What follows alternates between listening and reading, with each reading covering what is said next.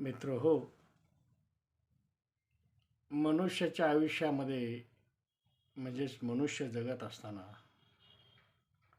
प्रत्येकाला संधी या मिळत असतात. परंतु काही व्यक्ती त्या संधीचा फायदा घेतात, संधीचा लाभ उठवतात, म्हणजे संधीचं सोनं करतात. तर काही लोकांना ही संधी समजत नसल्यामुळं किंवा अज्ञानी असल्यामुळं संधीचं मातीमोल ठरवतात, संधीची माती करून टाकतात. मनुष्याने संधी ओळखले पाहिजे आणि संधीचा फायदाही घेतला पाहिजे. आता एक छोटीशी गोष्ट मी या ठिकाणी सांगतो की महादेव आणि पार्वती असंच फिरायला निघाले होते आणि फिरत असताना त्यांना पृथ्वी तलावर एक अतिशय गरीब मनुष्य दिसला आणि त्याला पाहून पार्वतीला दया आली आणि ते आपल्या महादेवाला म्हणायला लागले, अहो तुम्ही कसले देव, तुम्ही न्यायिक नाही,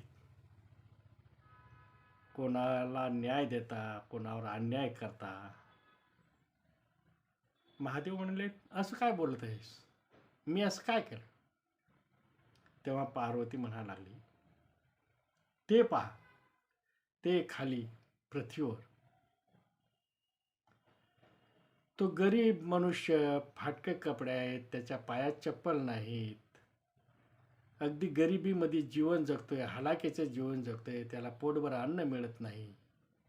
आणि काही लोक तुम्ही असे श्रीमंत बनवलात की ते 4 चाकी वाहनामध्ये फिरतात, गडगंज अशी संपत्ती त्यांच्याकडे आहे, सर्व जीवन आयश आराम आहे, हे असं काय?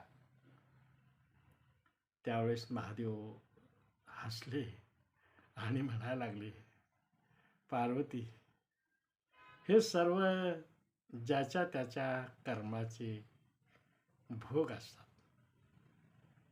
मनुष्य जो पूर्वजन्मी करतो तो पुढच्या जन्मामध्ये फेडत असतो.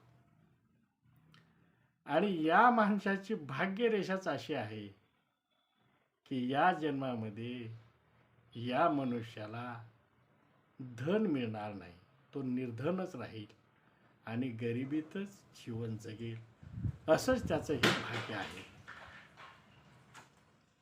तेव्हा पार्वती म्हणायला लागली, नाही, मला असं वाटत नाही. अहो, हे तुम्ही त्याची गरिबी दूर करू शकता, ते कसं काय? पार्वती म्हणाले, ठीक आहे, मला एक सोन्याची वीट द्या, बघा तो मनुष्य कसा श्रीमंत बनतो. आणि महादेवाने सोन्याची वीट पार्वतीच्या हाती दिली. तो गरीब मनुष्य दिनवाना, पायात चप्पल नाही, रखरखतून चालत असताना थोड्याच अंतरावर आकाशातून एक सोन्याची वीट त्याच्या समोर काही अंतरावर टाकली गेली. हे पार्वतीने टाकलं. आता वीट त्याला मिळणार होती, अगदी त्या गरीब व्यक्तीच्या समोर वीट होती, श्रीमंत होण्याची संधी त्याला प्राप्त झाली होती, परंतु ती संधी त्याला मिळवता आली नाही, त्या संधीचा लाभ घेता आला. तो चालत असतानाच मनात विचार करतो, आपण डोळस असून आपल्याला चालताना इतका त्रास होत आहे, परंतु आंधळा कसा चालत असेल? आंधळ्याला तर दिसतच नाही, पण तो कसा चालत असेल? पाहू बरं कसं चालत असेल. म्हणून आंधळ्याची नक्कल करण्यासाठी तो डोळे मिटून घेतो आणि सरळ चालायला लागतो. चालत जात असताना ते सोन्याची वीट त्याच्या पायाला ठोकर लागते. तरीही तो विचार करतो की आंधळ्याला अशाच ठोकरा लागत असतील, म्हणून तो वीट तशीच मागे सोडून पुढे निघून जातो. तेव्हा महादेव म्हणतात पार्वतीला, पाहिलंस का, हे असं आहे. अग त्याच्या भाग्यामध्येच श्रीमंती या जन्मात नाही, मागील जन्माचे मागील कर्माचे भोग तो या जन्मात भोगत आहे. म्हणून जो तो आहे तो आपापल्या कर्माचे भोग भोगत असतो. कोण गरीब, कोण श्रीमंत, कोण धनवान, कोण निर्धन, हे ज्याच्या त्याच्या कर्मावर अवलंबून असते. जैसे ज्याचे कर्म तैसे फळ देई ईश्वर. आपण फक्त माध्यम आहोत. शेवटी करणं हे त्याच्याच हातात आहे, सुधारणं त्याच्याच हातात आहे.